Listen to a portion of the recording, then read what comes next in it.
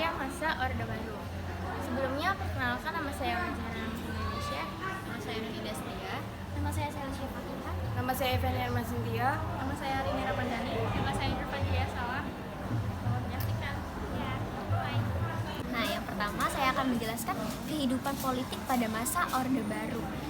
Nah, pada awalnya ini kehidupan politik pada masa Orde Baru awalnya terbit surat perintah 11 Maret 1966 yang diterbitkan oleh Presiden Soekarno, yang isinya itu memerintahkan Letnan Jenderal Soeharto untuk memulihkan keamanan negara karena pada saat itu situasi dan kondisinya tidak kondusif akibat peristiwa G30 SPKI.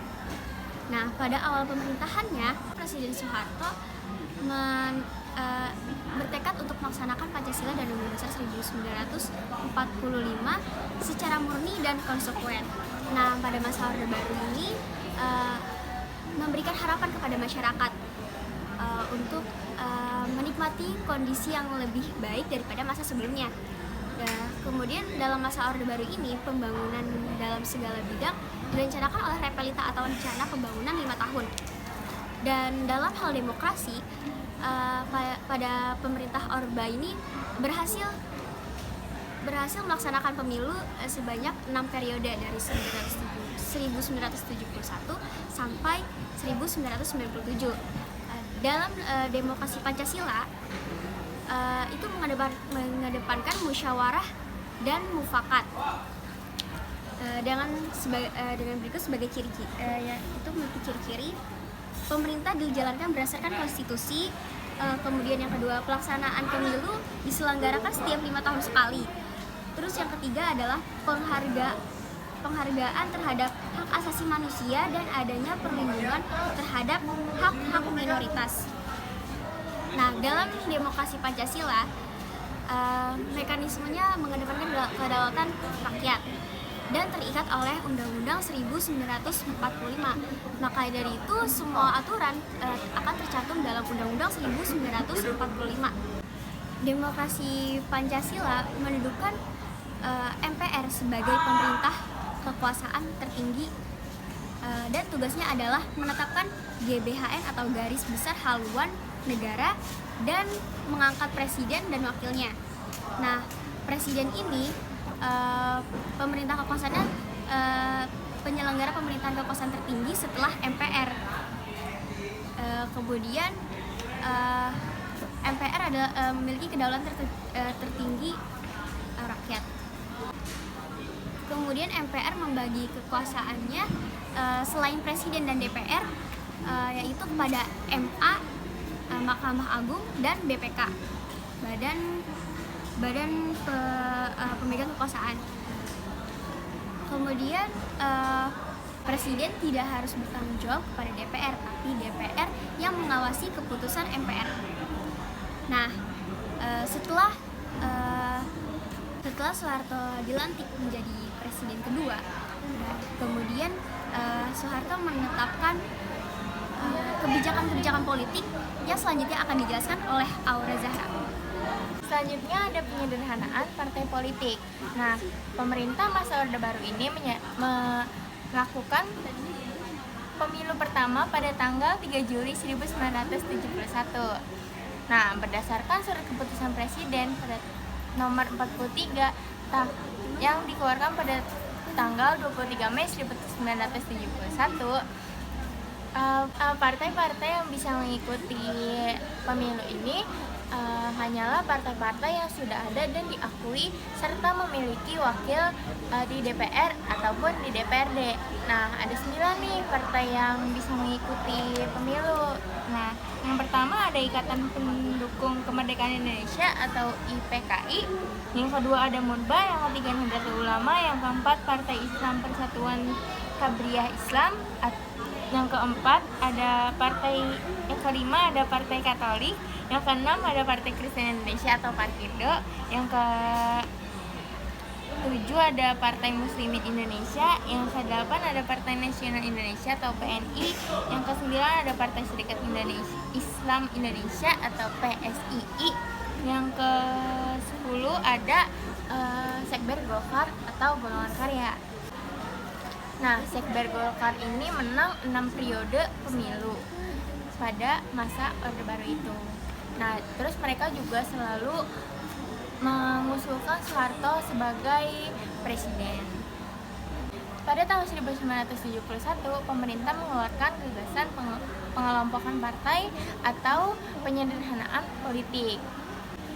Pengelompokan ini menganut sistem dui partai. Nah, terus pada tahun 1973, partai-partai ini baru menyetujui gagasan tersebut. Nah, setelah partai-partai politik menyetujui kebijakan tersebut, hanya ada 3 nih partai yang bisa mengikuti pemilu. Yang pertama ada PPP atau Partai Persatuan Pembangunan, yang kedua ada PDI atau Partai Demokrasi Indonesia, yang ketiga ada Golongan Karya atau Golkar.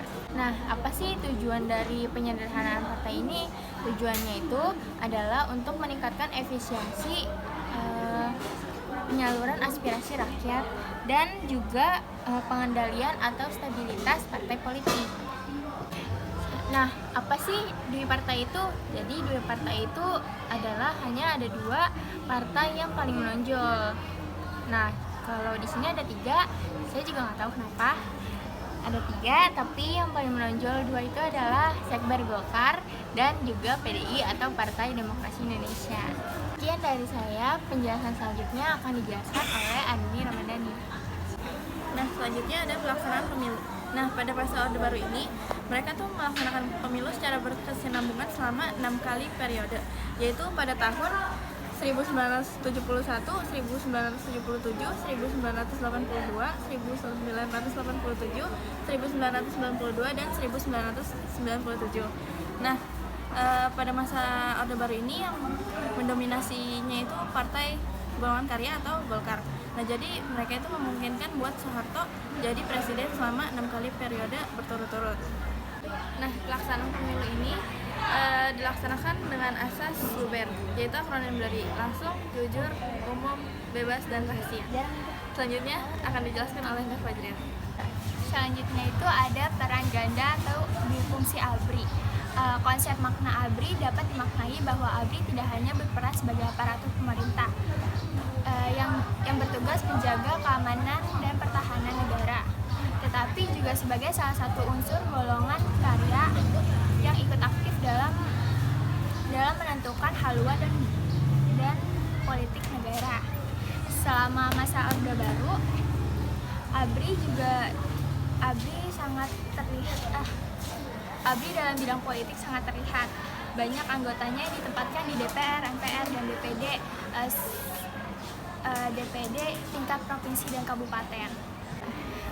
Keterlihatan ABRI sangat nyata, terutama di Golkar. Hubungan ABRI dan Golkar ini hubungannya yang bersifat simbiosis mutualisme. ABRI bersama Kopri juga dijadikan salah satu tulang punggung yang menyangga keberadaan Golkar sebagai organisasi politik yang berkuasa pada waktu itu. Selanjutnya akan dijelaskan oleh Nurdin. Selanjutnya ada P4, pedoman, penghayatan, dan pengalaman Pancasila, di mana pemerintah merasa perlu untuk menyeragamkan keterkaitan tentang Pancasila. Oleh karena itu, diperlukannya suatu pedoman untuk lebih memahami tentang Pancasila, agar tidak terjadi penafsiran yang terjadi pada masa lalu. Dan akhirnya terbuatlah suatu rancangan yang disebut dengan P4, yang disebut pedoman, penghayatan, pengalaman Pancasila, yang disahkan oleh MPR pada tanggal 21 Maret 1978 dan disebut sebagai TAP MPR nomor 11/MPR/1978. Setelah disahkan, pemerintah membuat suatu komisi sebagai penasehat presiden mengenai P4 yang dipimpin oleh Dr. Roslan Abdul Ghani, yang bertujuan untuk mengkoordinasi program penataran P4 pada tingkat nasional dan regional. Dan pada tahun 1985, Pancasila menjadi asas tunggal Pancasila, dan hingga saat ini asas tunggal di Indonesia yaitu Pancasila. Selanjutnya akan dijelaskan oleh Feni. Selanjutnya ada penataan politik luar negeri Indonesia. Pada 29 Mei sampai 21 Juni 1966, konferensi dengan Malaysia berakhir setelah tercapainya persetujuan Bangkok atau adapun normalisasi hubungan Indonesia dengan Singapura tercapai setelah pada 2 Juni 1966 Republik ini secara resmi mengakui Republik Singapura. Hal ini terkait mengakui Republik Indonesia terjadi akibat peristiwa Gerakan 30 September atau 30 September 1966 atau G30S atau PKI. Indonesia juga berperan aktif dalam organisasi regional ataupun internasional yaitu seperti OPEC, APEC, ASEAN dan OKI. Sekian dari kelompok kami, kurang lebihnya mohon maaf. Wassalamualaikum warahmatullahi wabarakatuh.